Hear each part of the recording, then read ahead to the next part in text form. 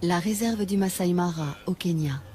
L'un des lieux emblématiques de la vie sauvage, avec ses hôtes de toujours, les herbivores en perpétuel mouvement et les carnassiers en embuscade. Cette image de la savane africaine s'impose comme une évidence. Pourtant, les scènes qui vont suivre nous montreront que l'existence de tous ces animaux ne se résume pas à la simple alternative manger ou éviter d'être mangé.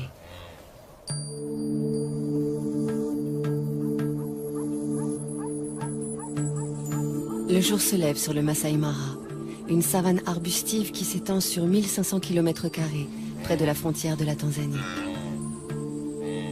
La réserve doit sa renommée à l'impressionnante migration des gnous, qui fuient chaque année la sécheresse des plaines tanzaniennes. Au devant de la scène, une troupe de lions conduite par ce couple. Tout autour, les voisins qu'ils côtoient le plus fréquemment, zèbres, gnous, éléphants, impala, girafes.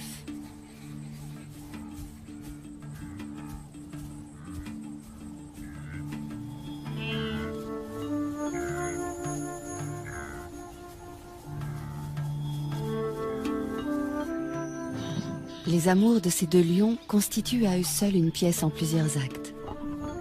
Le mâle a tout pour lui. Une magnifique crinière, un port altier, des yeux de velours dont il dévore sa partenaire. Mais elle se fait prier. C'est son rôle.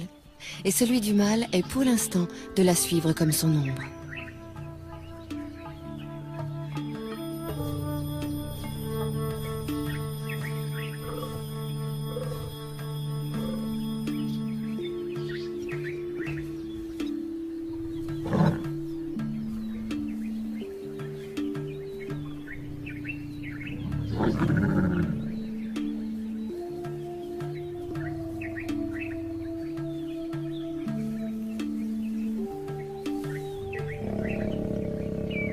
Les chaleurs de la lionne durent 4 à 6 jours, avec au moins 24 heures de prémices, approche prudente, présence assidue mais discrète. D'ici à ce qu'elle consente, le mâle devra faire preuve d'une patience héroïque.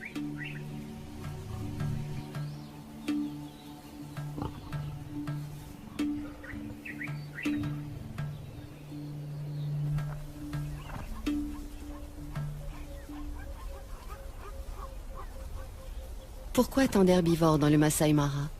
Parce que nous sommes en février, période où cette savane offre une herbe fraîche, riche en protéines. De jeunes pousses surgit 2 à 3 semaines après les pluies.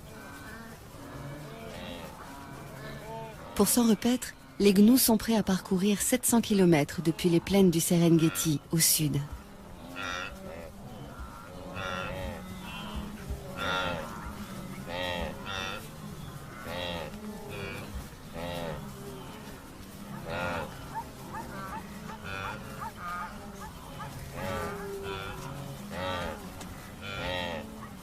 Les zèbres font le voyage eux aussi, en bonne compagnie avec les gnous.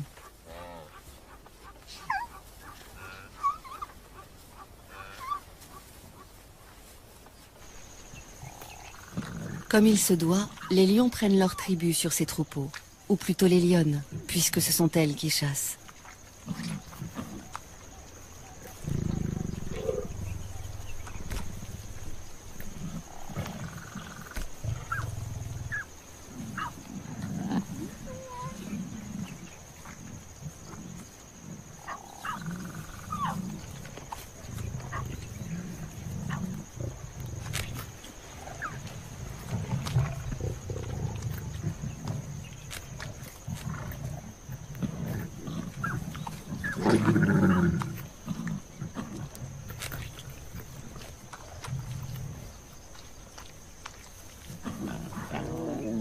Entre les lionnes, il n'y a pas de préséance.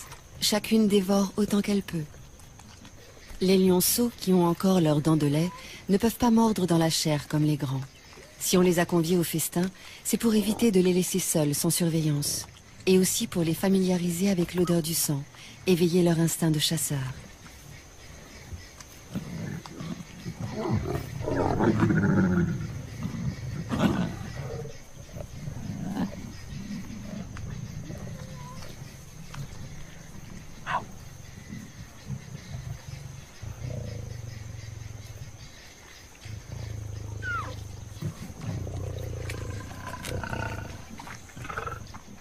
Celle-ci est la plus experte de la troupe. C'est elle qui dirige les opérations lors des chasses collectives. Une fois rassasiée, elle surveille les alentours. Une aussi belle prise pourrait attirer une troupe rivale. Et alors, gare aux petits.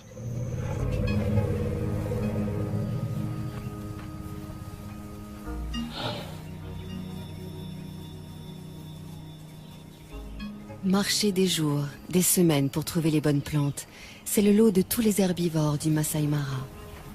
Les éléphants choisissent de se déplacer au petit matin pour éviter les grosses chaleurs. Quel ennui, ces longues traversées pour des adolescents toujours prêts à jouer.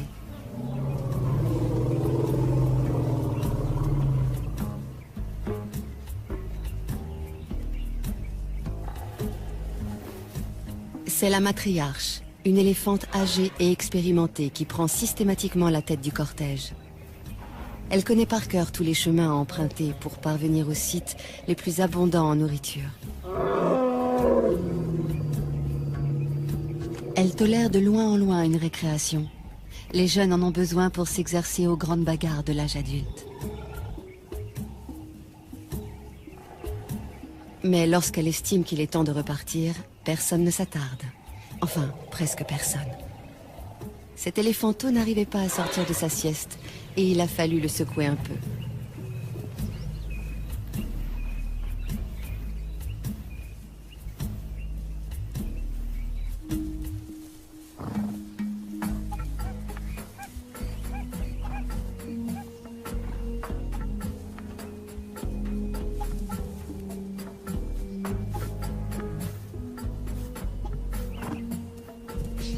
Un étalon pour plusieurs juments qui lui restent fidèles toute leur vie. Les petits harems que forment les zèbres de Burchell vivent plutôt harmonieusement, avec juste les querelles d'usage. Du moins tant que ces différentes familles peuvent s'isoler les unes des autres. Mais à l'époque des migrations, surtout si elles coïncident avec celle des amours, la promiscuité génère de violentes rivalités entre les adultes.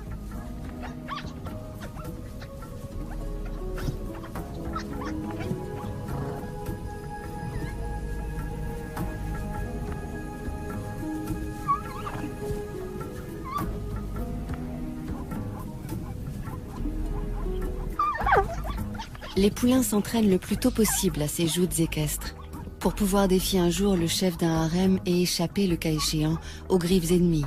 Une ruade bien placée peut tuer une lionne.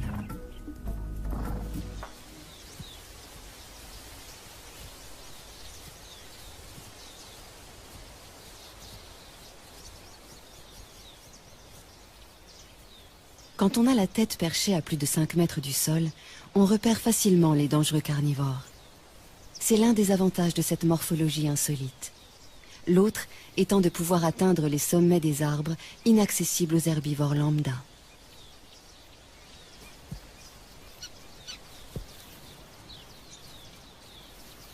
Ces deux girafes de l'espèce Maasai sont des mâles, des rivaux essayant par de curieux balancements de s'intimider l'un l'autre. Aucun des deux ne voulant abandonner, il va falloir en venir au coup.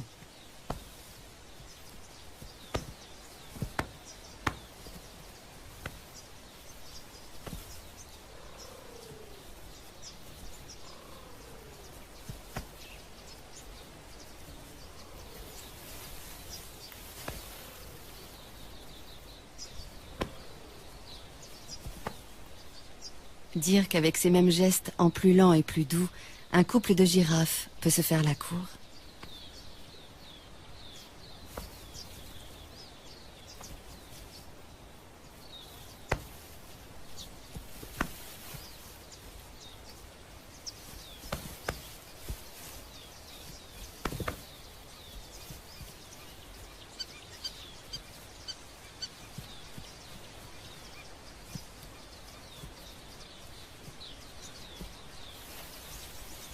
Les girafes Maasai vivent en petites troupes sous la coupe d'un seul mâle.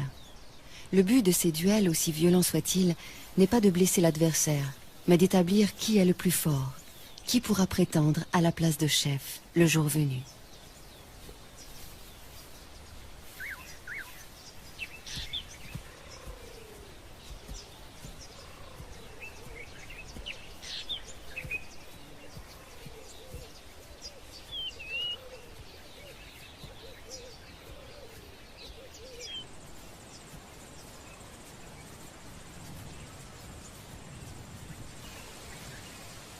À longueur de journée, les troupes qui comptent parfois jusqu'à 30 ou 40 femelles et jeunes se déplacent pour chercher de la nourriture.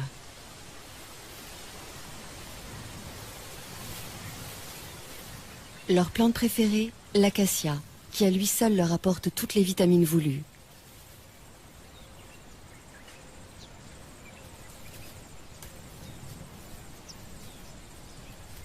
L'acacia est hérissée d'épines, mais peu importe. Les girafes ont la bouche totalement insensible et la langue assez souple pour détacher les feuilles sans s'égratigner.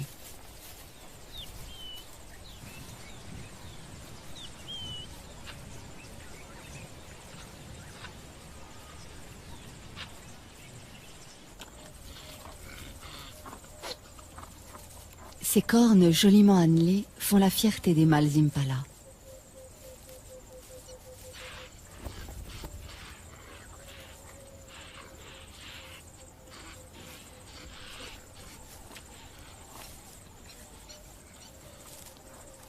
Elles peuvent mesurer jusqu'à 80 cm et ont un pouvoir de séduction qui ne laisse aucune femelle indifférente.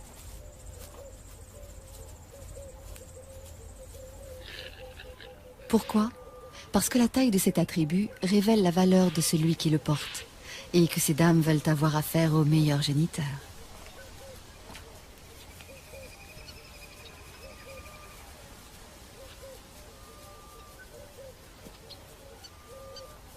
À la saison des amours, le mâle dominant s'approprie un vaste territoire. Les femelles qui traversent son fief sont à lui et il repousse quiconque essaie de les approcher. Une tâche exténuante, surtout que ces harems de 100 femelles ou plus attirent de nombreux prétendants fortement motivés.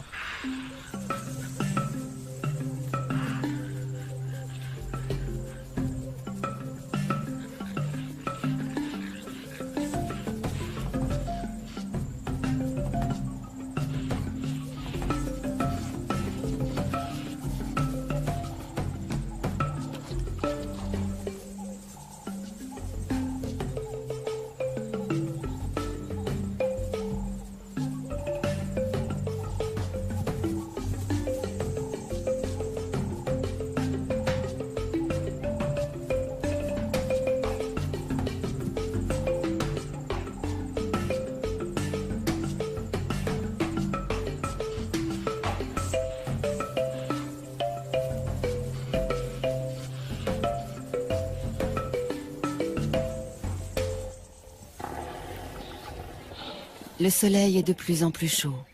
La matriarche a su conduire sa troupe près d'une zone ombragée où poussent les meilleures graminées de la saison. Ce moment de convivialité incite à échanger. Les éléphants ont une façon très touchante de se saluer ou de se déclarer leur affection mutuelle.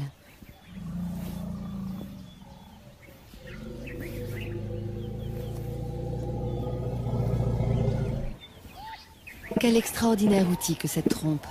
Plus de 100 000 muscles, une fonction préhensile, une souplesse très commode, et suffisamment sensible en plus de cela pour exprimer des sentiments.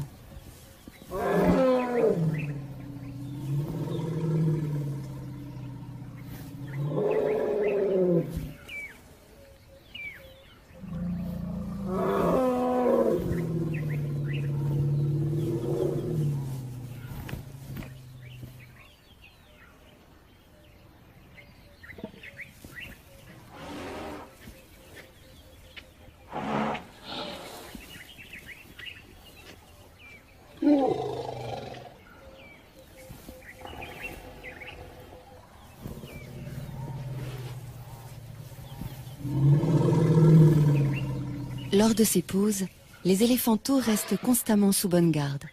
Ceux qui ne sont pas encore en âge de brouter en profitent pour s'offrir une petite tétée. Ils y ont droit jusqu'à 3 ou 4 ans. L'autonomie commence bien plus tôt pour les petits impalas. Ils ne sont allaités que pendant 5 mois, après quoi ils doivent brouter comme les adultes et surtout être capables de suivre le mouvement du troupeau. Par contre, pour avoir un territoire à eux, les jeunes patienteront jusqu'à l'âge de 4 ans. Ce temps d'attente se passe au sein de la harde.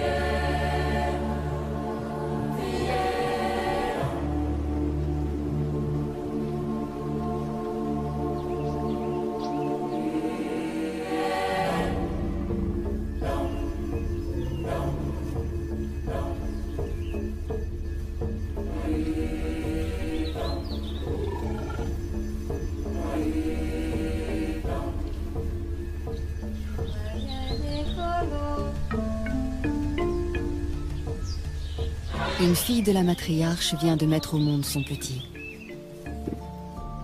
Il est déjà debout, mais bien chancelant encore. Et pendant un assez long moment, la mère et l'éléphante restés pour l'assister vont l'encourager à tenir sur ses pattes pour aller téter.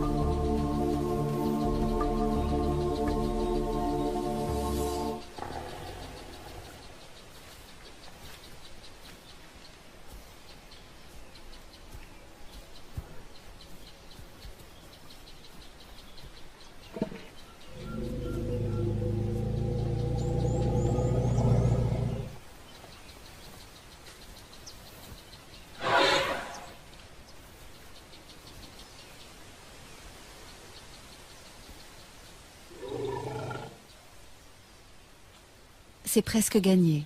Qu'il tète goulûment et il aura trouvé la force de vivre. Il grandira entouré de sa mère et de ses auxiliaires d'éducation. Tante, marraine, grande sœur. La doyenne de la troupe se charge instinctivement d'entretenir et de transmettre la mémoire collective de la famille. Elle sait où trouver les meilleures étendues d'herbe, aussi bien que les points d'eau. Et à la mi-journée, rien à faire.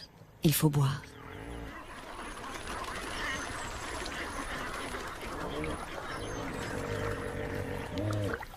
Ce ne sont pas 3 hippopotames somnolents qui vont les empêcher de se désaltérer.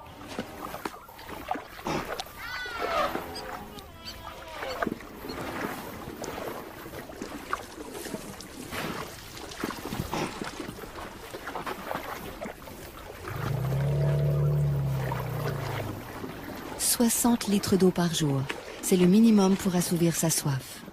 Et dans l'eau de marigot comme celui-ci, il y a également des sels minéraux que les éléphants ne trouvent nulle part ailleurs.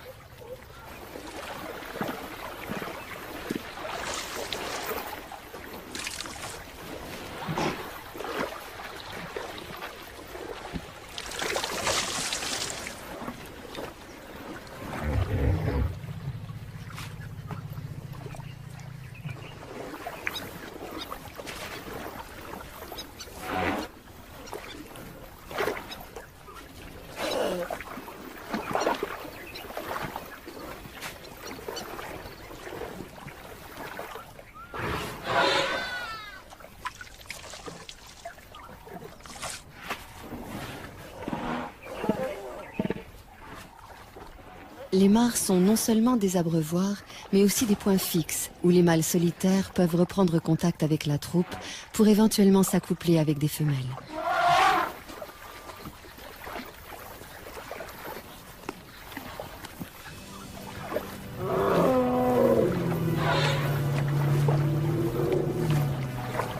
Cette mare ne leur a servi qu'à se désaltérer. Avec toutes ces lentilles, elle ne se prête pas tellement au bain.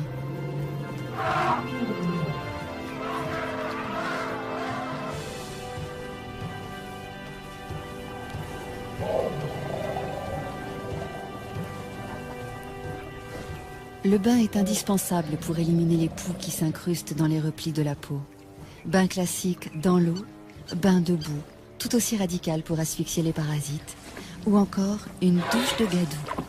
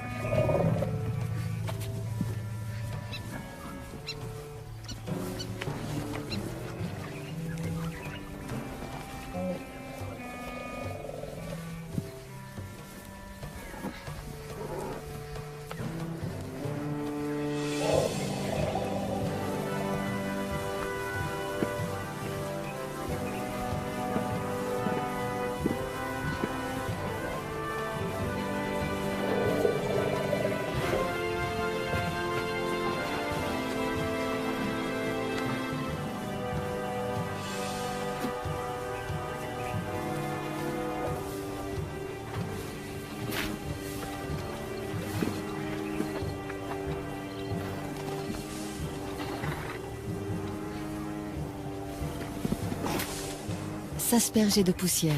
Autre technique pour se débarrasser des bestioles qui vous harcèlent.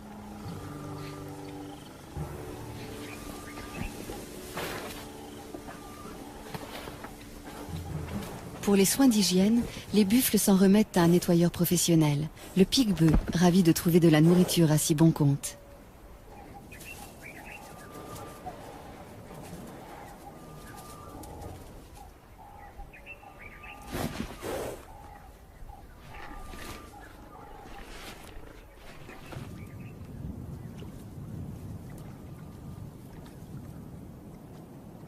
Une sentinelle dans un drôle d'uniforme. Le jabiru du Sénégal, cousin des cigognes.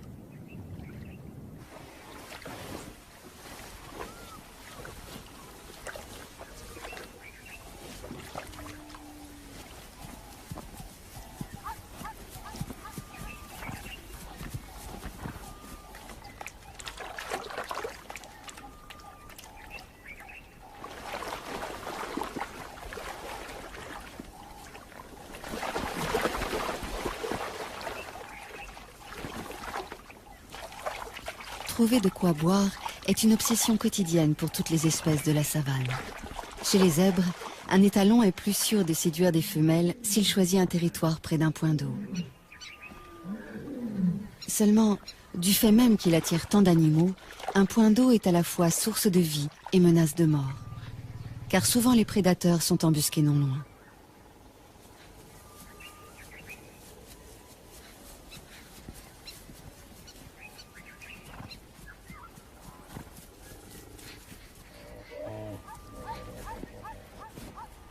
Se rassembler, faire bloc, c'est la meilleure des défenses. Surtout ne jamais s'isoler du troupeau, les chasseurs n'attendent que cela.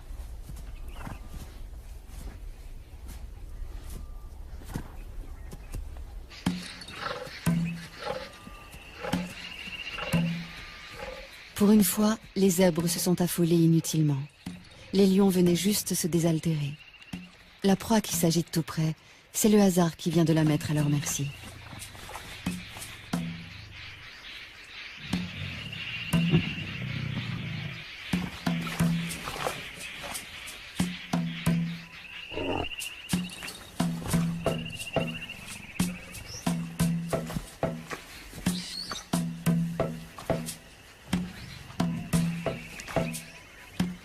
Le jeune mâle aussi a du mal à se dépêtrer de la vase.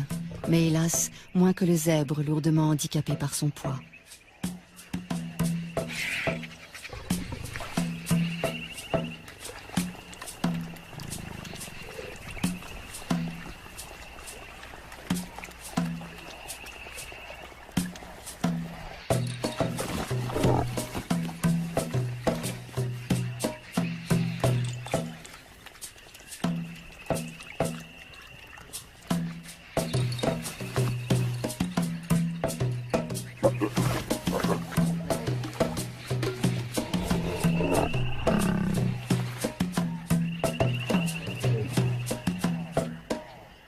Il aurait besoin d'aide pour la mise à mort, mais les autres semblent hésiter à s'engager dans le bourbier.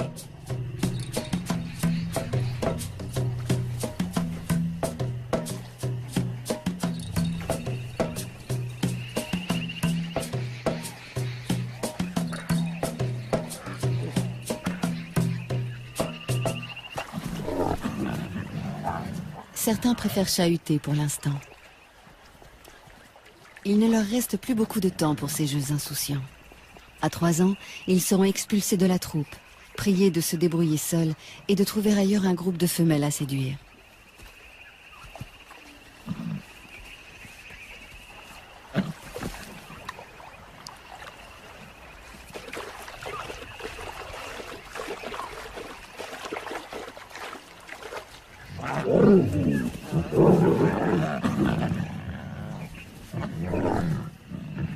Lorsqu'ils simulent des combats et se chamaillent, ces adolescents préparent leur vie future de mâles dominants et de chasseurs. Ces entraînements développent la force physique et la réactivité.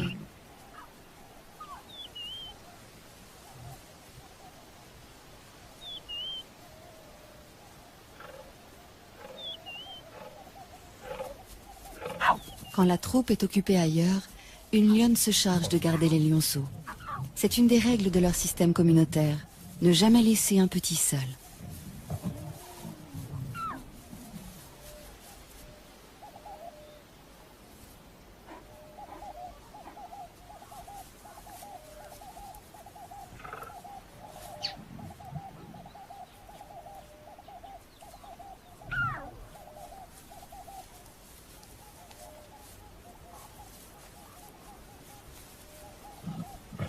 Qu'ils soient les siens ou ceux d'une autre, la lionne les allaite sans aucune discrimination. Chaque femelle de la tribu est à la fois mère, nourrice et marraine. Pourquoi faut-il éviter à tout prix de laisser les lionceaux livrés à eux-mêmes? Par crainte des hyènes, qui peuvent rôder dans la savane, mais aussi à cause des lions eux-mêmes.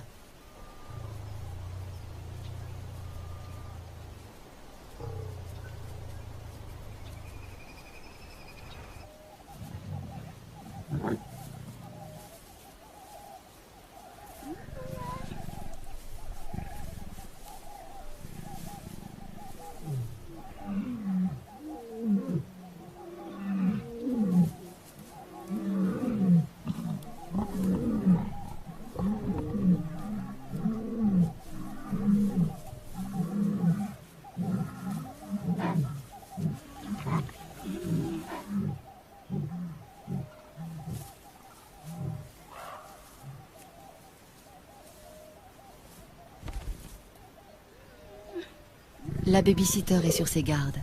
Elle sait bien que les jeunes mâles célibataires qui errent en quête d'une troupe à conquérir sont parfois affamés, hargneux, donc dangereux.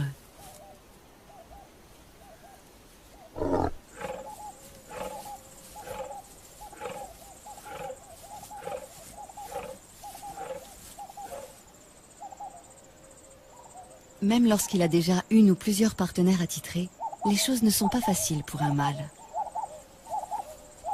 Le nôtre en est toujours aux manœuvres d'approche. Toutefois, il a bien avancé et peut espérer arriver à ses fins d'un moment à l'autre.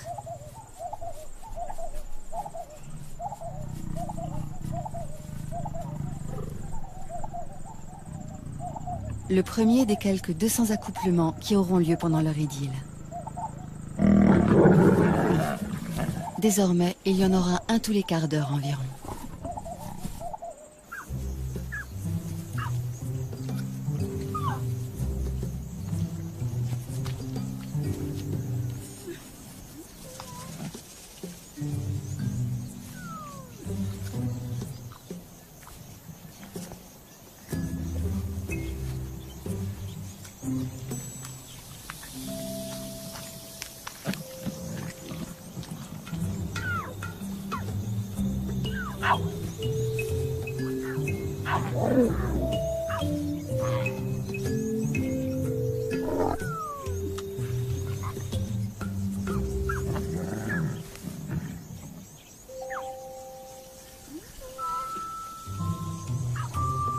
Autour d'une proie, les lionnes n'ont pas la même patience que pendant les longues siestes, les heures où il fait trop chaud pour remuer la moindre oreille.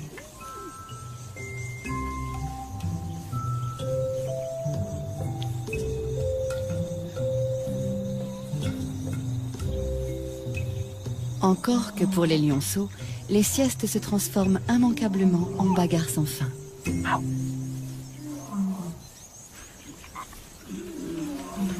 À cet âge déjà, jouer n'est pas seulement s'amuser. Avec les galipettes, les culbutes, les courses-poursuites, les lionceaux apprennent à ajuster leur comportement, à contrôler leurs gestes. C'est ainsi qu'ils établissent leur rapport hiérarchique et leur code.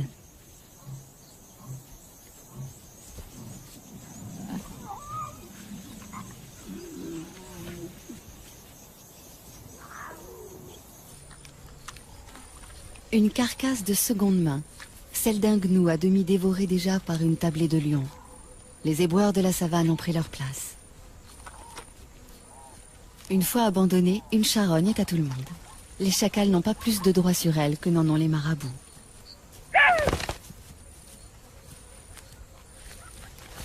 Harcelés par les marabouts, les chacals ont préféré s'en aller, mais non sans emporter un magnifique trophée, la queue du gnou.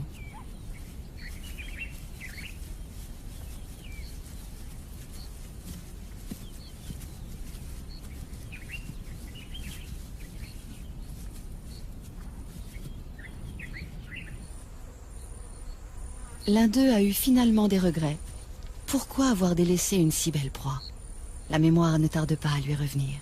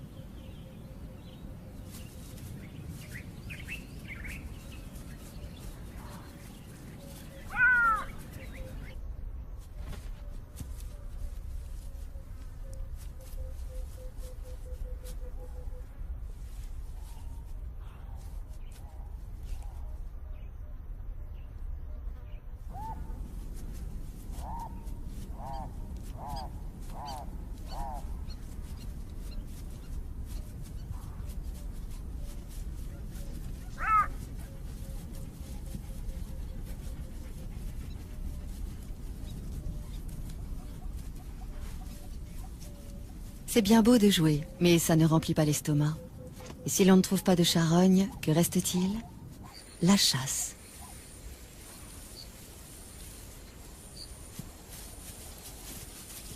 Les topis, comme les gnous, savent utiliser cornes et sabots quand il s'agit de défendre leurs petits.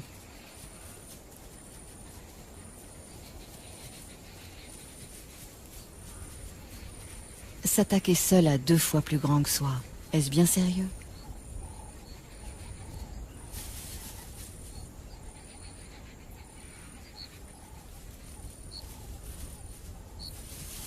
Il faudrait, c'est évident, s'y mettre à plusieurs, mais où sont les renforts?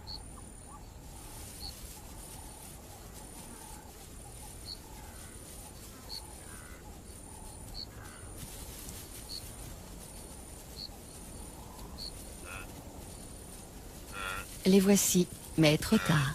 Tous les troupeaux sont en alerte.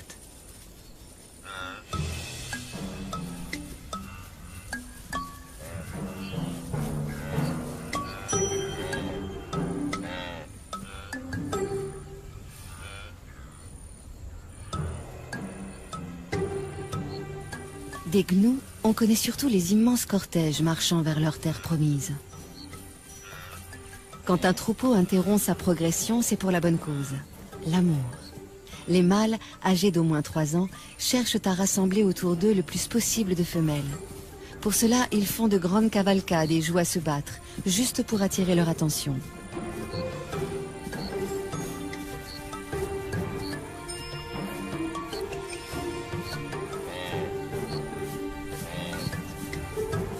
La frénésie et la nervosité des gnous les poussent parfois à des comportements étranges, comme dans la scène qui va suivre. Un bébé de quelques heures à peine, rudoyé par plusieurs adultes.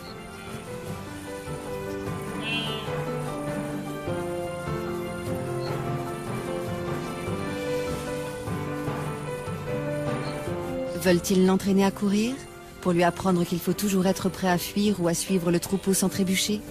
Ce n'est là qu'une hypothèse.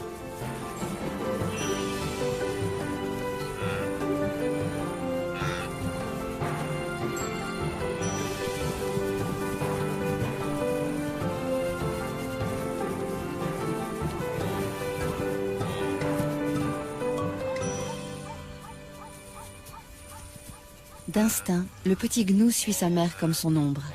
S'éloigner d'elle, surtout quand le troupeau se met en marche, c'est risquer de la perdre. Et mourir à coup sûr car aucune autre ne la remplacera. Une mère gnou n'accepte jamais de nourrir un autre petit que le sien.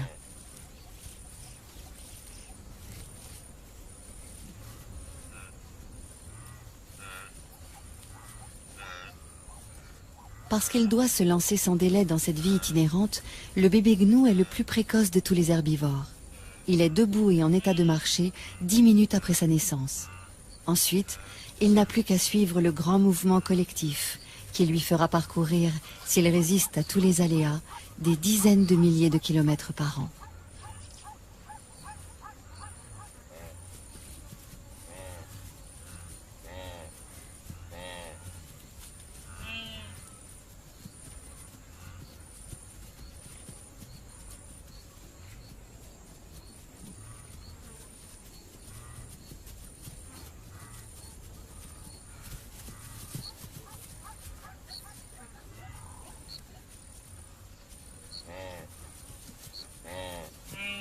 tous ceux qui parcourent ces plaines herbeuses, que ce soit les gnous en troupeaux denses ou les taupiers et les zèbres beaucoup moins nombreux, tous, excepté les éléphants, ont à craindre évidemment les grands carnivores.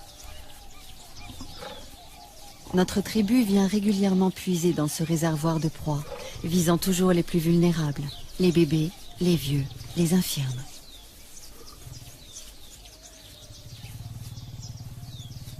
Sans doute les lionnes ont-elles fait bonne chère il y a peu, car la chasse n'est pas à l'ordre du jour.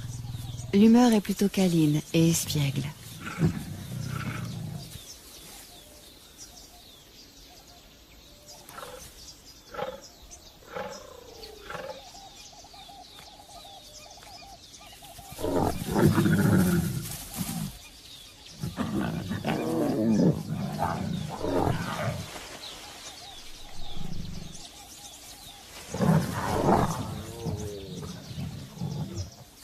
Les jeunes viennent de trouver un jeu très amusant qui nous rappelle quelque chose.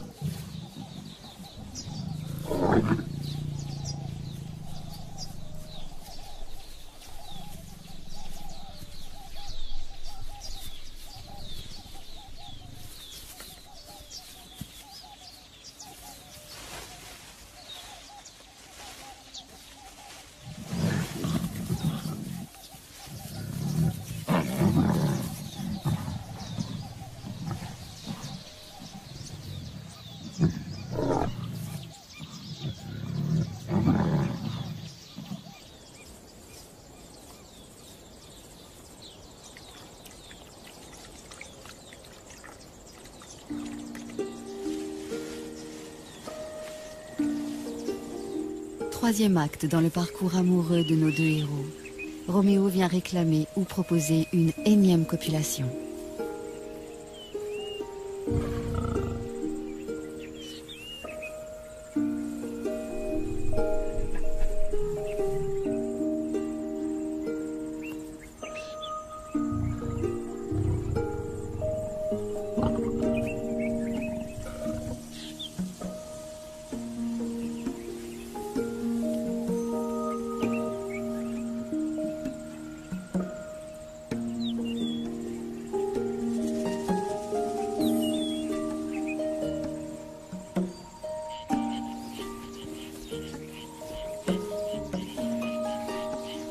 Le jour décline, il fait moins chaud, le moment que beaucoup attendaient pour aller boire.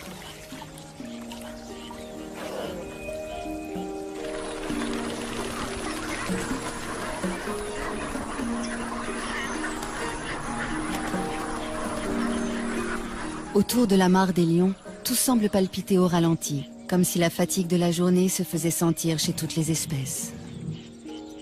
De ce côté, c'est même le repos complet. Certains, on les comprend, ont cédé à l'épuisement.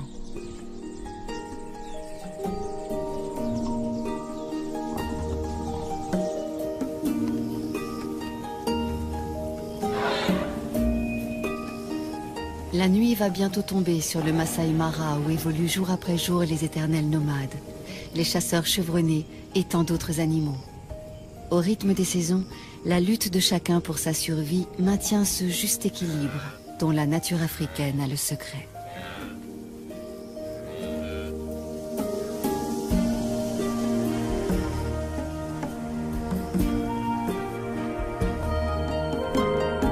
Demain, nous gambaderons dans la nature australienne à la rencontre d'un animal bondissant, le kangourou. Mais pour l'heure, cinéma. Un face-à-face entre Jean-Paul Belmondo et Charles Vanel dans L'aîné des fers chauds de Jean-Pierre Melville.